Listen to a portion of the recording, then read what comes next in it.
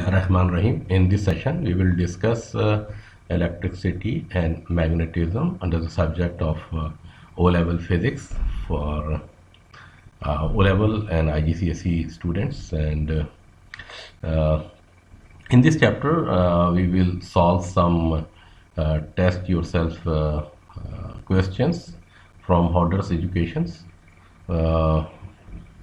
book. And here we have some MCQs. Which one of these statement is true? A magnet attracts plastic, any metal, iron and steel, or aluminum. So magnet always attracts iron and steels related materials. So this is correct. Any metal, some of the metals are not been attracted by the magnet. So this is also not correct. Some metals are attracted, but not all.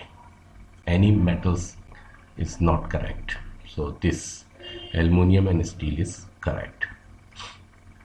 Two bars are positioned side by side as shown in figure 4.15.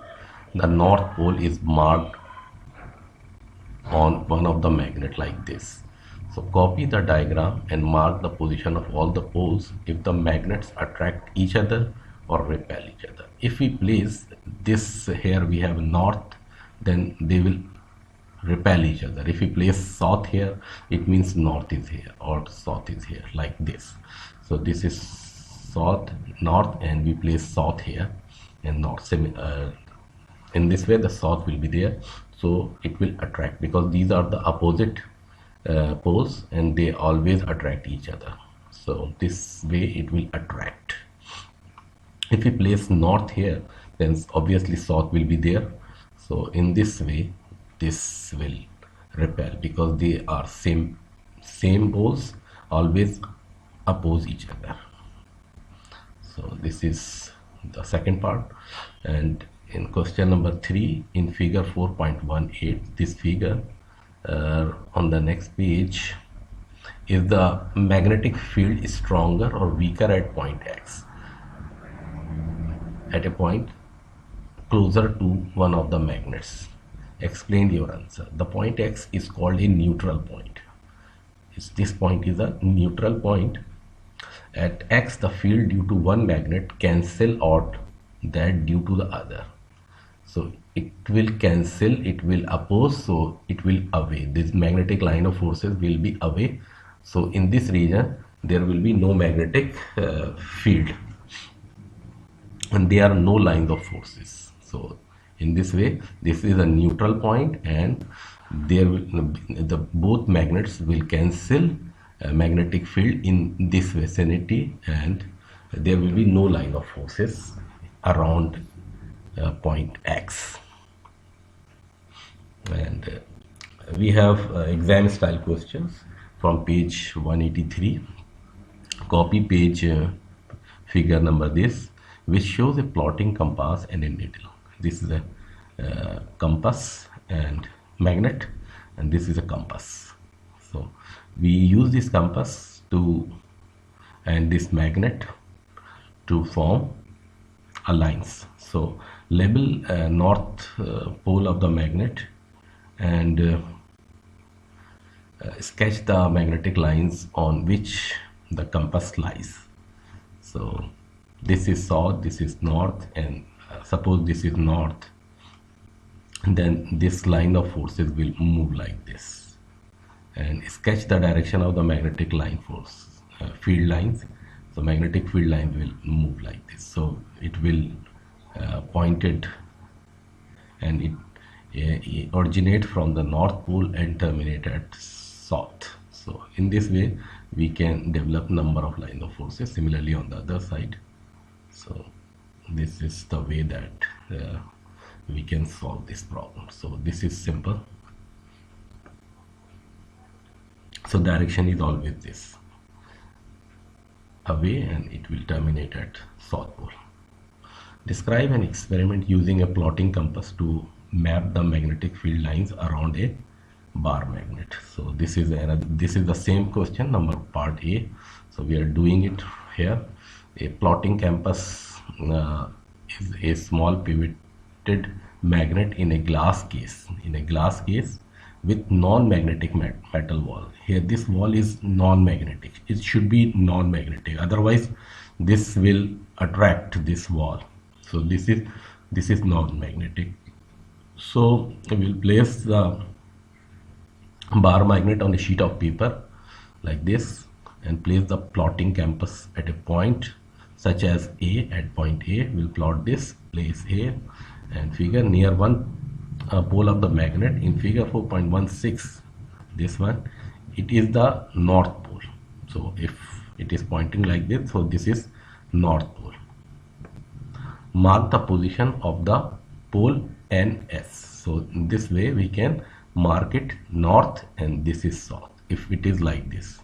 So if this is south, then this north will move to this direction.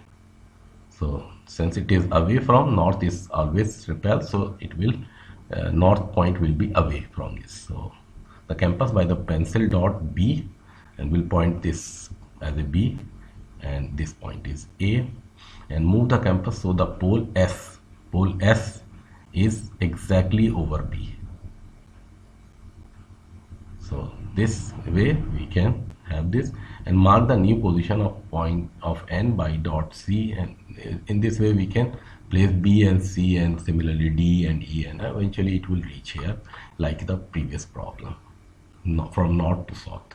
So here this north is here and south is here, so that's why we are moving in opposite direction. So continue this process until the other pole of the bar magnet is reached. Figure 4.16b, it is S pole. This is S pole. Join the dots given on one line of force and show its direction by putting an arrow on it like this in this problem. This arrow, we can similarly put the arrows like this, here pointed here, and plot other lines by starting a different point around the magnets like this. So this first problem and second problem are very much same. Explain why permanent magnets are used in some applications and electromagnets in others. Electromagnet is formed from a coil of wire through which an electric current is passed. So suppose we have a conductor and we have some wire wrapped around that conductor, and we provide some electricity, then that bar would be magnetized. That is called electromagnet. Electromagnetic is prepared, is a temporary magnet which is required some electric current to pass through the coil surrounded over the bar. So the magnetism of electromagnet is temporary and can be switched on and off. When we supply the current, it will be magnetized. If we switch off, it will be demagnetized. So, and on the other end, the permanent magnet is always magnetized and there is no supply required. And in some application where no supply is required, we use a permanent magnet, and where we require some electrical supply, we use electromagnet. So it has a core of soft iron, and which is magnetized only when there is a current in the surrounding coil. So a electromagnet is a one type of magnet which required current in the surrounding coil. So we have a bar and we have a surrounding coil over the bar, and we provide the electric current to the coil or winding or solenoid, this wire coil, and that the bar becomes magnetized. So the strength of the electromagnets increases if we increase the current in the coil, if we increase the number of turns over the surrounding coil, if we increase the number of turns of the surrounding coil, or the poles are moved closer together. The poles are moved closer together. So this way the electromagnet's strength could be increased.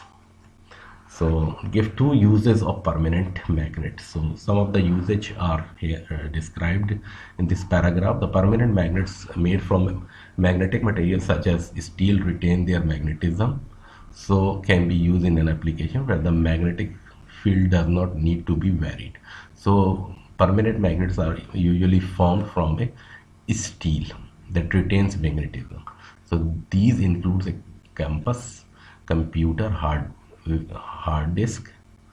So these included a compass, computer, hard disk, electric motor, electricity generators, microphones, loudspeakers, and many more everyday devices such as credit and debit card. They uses this kind of permanent magnets.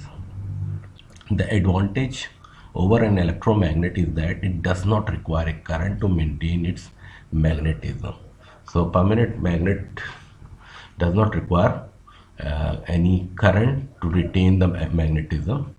However, the electromagnets are temporary and are used where one wants to be able to vary the strength of the magnetic field by varying the current and switch it on and off, as well as being used in a cranes to lift iron objects in a junkyards or scrap irons. So the electromagnets are an essential part of any electrical device such as electric bell. In electric bell we use these electromagnets.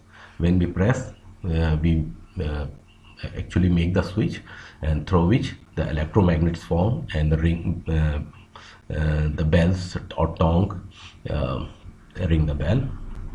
The magnetic locks in our houses, we use electromagnets. Similarly, relays and practical motors and generators, they all use electromagnets. So some of the applications of permanent magnets and electromagnets are discussed in this paragraph. So this is very important. One can write in onwards, but this is important. Explain how magnetic force arise. So the space surrounding a magnet where it produces a magnetic force is called a magnetic field. The space surrounding a magnet where it produces a magnetic force. Every magnet has its field, so it produces some magnetic force around its surrounding, and that is called the magnetic field. Where are the magnetic field line is strongest? Around a bar magnet.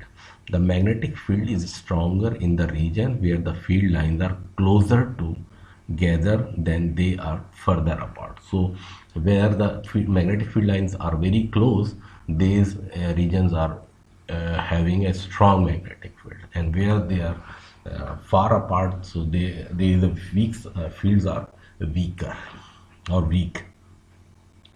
State how you would recognize from a pattern of magnetic field lines where the field is strongest. The magnetic field lines get very closer together.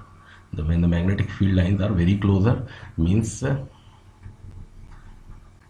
in this region the lines are very close. So this region where the lines are very close, and when they are apart, so they are the region where the fields are weak. So when the magnetic field lines are very close, so we can say that there is a magnetic fields are very strong. So in this region, here in this region, so these are the region where at this region the magnetic field will not be strong because the lines are very far away from this point. So well, on the other side, this region where the lines are very close, so we call it strong magnetic field. So the weakest field, the magnetic field lines are far apart. When very close, magnetic field lines are closer, they have a strong magnetic field. If they are far apart, they are the weakest magnetic field in area in that region. So that's all from this